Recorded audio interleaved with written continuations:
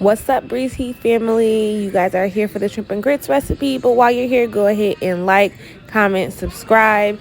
You can turn on the post notifications to get all of my recipes when they first drop and be the first ones to try it. But yeah, let's get into the shrimp and grits. Let's get started. All right, let's get started with this recipe. I found some jumbo shrimp at the local seafood market that I go to. If you are in the St. Louis area, I go to Seafood City Market in New City. So I just took those, cleaned them off. After I cleaned them off, I wanted to go ahead and peel them. So I'm going to be using the shells to create a chicken stock, and it's going to make your shrimp and grits go from like boom to like wow, like I'm gonna eat this every day. That's just gonna give you like that extra flavor. So you go ahead, peel the shrimp, and make sure you clean them. You can go ahead, I cut it straight down the back side just to get through the middle easily and kind of butterfly them a little bit. As y'all can see, pull out the string and clean all of your shrimp. You're gonna do this for all of your shrimp, and just be sure to set the shrimp tails aside. I just took the shrimp tails and I added them to this pot with 2 cups of water, put it on a medium high to boil, and once it kind of reached a boiling point, you can just go ahead and turn it off, take all the shells out, and keep that stock for later. As far as seasonings, I use some Creole, paprika, onion powder, a little bit of lemon pepper as well. Not too much lemon pepper though, just a pinch. But you guys know I will have all of those listed below, so be sure to get the full list of ingredients below. I will have everything that I used in there. So you go ahead and get all your shrimp seasoned. And once you do that, it's pretty much time to start. You can have your bell peppers and everything diced, your andouille sausages. You can do that while your your chicken broth is boiling. Once it comes to a nice boil, add in your grits a little bit at a time. You're going to add in whisk, and you kind of repeat this process until you add them all in. Please make them according to the serving size on the container. They don't put that there for no reason. You want these to not be like super lumpy. You want it to be just like perfectly fine, because we're going to have a really nice consistency for these shrimp and grits. So go ahead and, like I said, use the instructions on the back. I boiled some chicken broth. I like to make mine in chicken broth. I feel like it gives it more of a savory flavor for a more savory dish. I don't know about y'all, but I be eating sugar up in my grits. I don't be eating salt and pepper in my grits all the time. But, you know, that's neither here nor there. Go ahead, add all of that in. And like I said, keep whisking as you do that. Once you do that, I use the 5-minute ones. I'm not going to take all day and be sitting there whisking them grits. No, we need to get this stuff done and get it done quickly. I feel like it still do the same job, and it still tastes the same. So make sure that you continue to whisk this until it becomes nice and thick. And once it kind of comes to a boil, that's when you're going to add in your heavy whipping cream.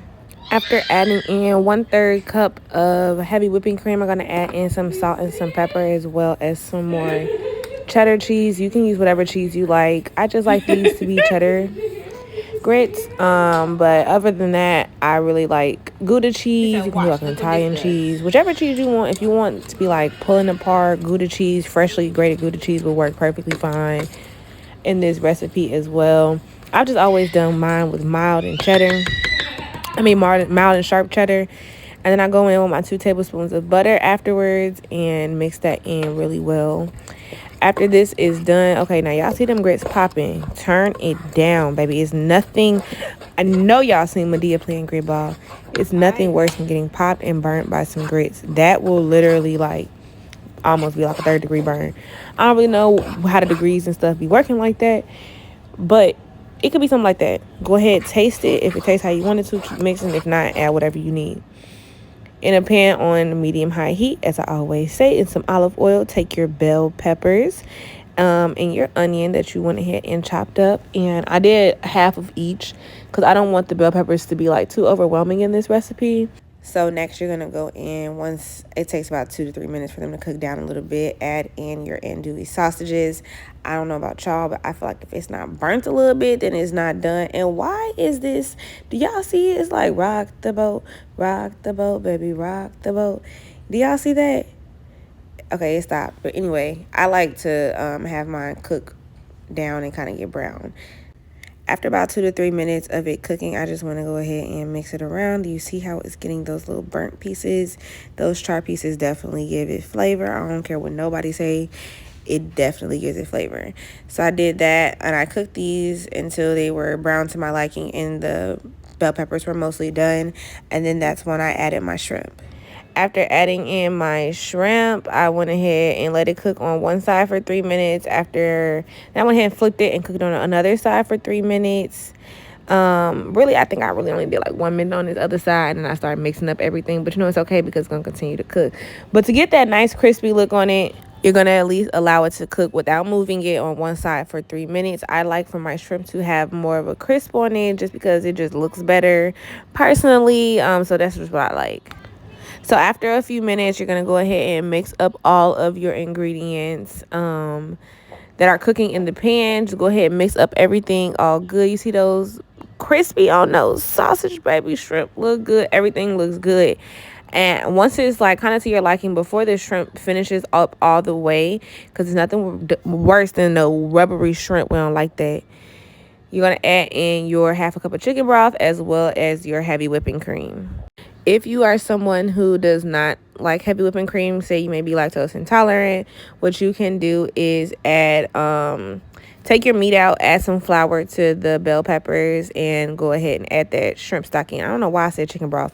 We made our shrimp stock. That's what we're using, y'all. We're using the shrimp stock that we made. So you boil those shrimp shells all together, and it's going to give it such a like deeper flavor than that chicken broth would.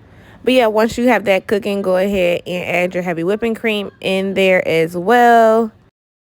And like I said, all of the ingredients will be listed below down in the description box. If you guys do give this recipe a try, I would love, love, love to see it on my Instagram. Then you're going to go ahead and add in the seasoning blend that we had earlier to this, as well as a little additional paprika just for that color. Because I like that like orangish tint to the shrimp and grits. Once you've added in your heavy whipping cream, you're going to allow it to cook and simmer, I would say on a medium heat for at least 2 to 3 minutes, and then to kind of keep developing that flavor. Not going to do it too long because we do want that shrimp to not be overcooked. So go ahead, sprinkle in that flavor as well as some paprika, and y'all, it should look like this. Is a super easy way to make the shrimp and grits at home. And if your shrimp and grits don't look like this at the brunch spot, don't order it, send it back, and tell them that you want your money back because you know how to make it better at home. Because you follow the Breeze Heat recipe. I should open up a restaurant and show them how it's done. With this nice shrimp and grits recipe, I like to garnish with a little bit of bacon as well as some parsley. I know not everybody likes pork, so if you don't like it, you don't have to do it. You can also garnish with some green onion as well. I hope you guys really enjoyed this recipe. I really enjoyed making it for you guys. Please follow me on Instagram, TikTok, all of that. I'll have the link below so you guys can find it. Thank you. Have a good day, guys.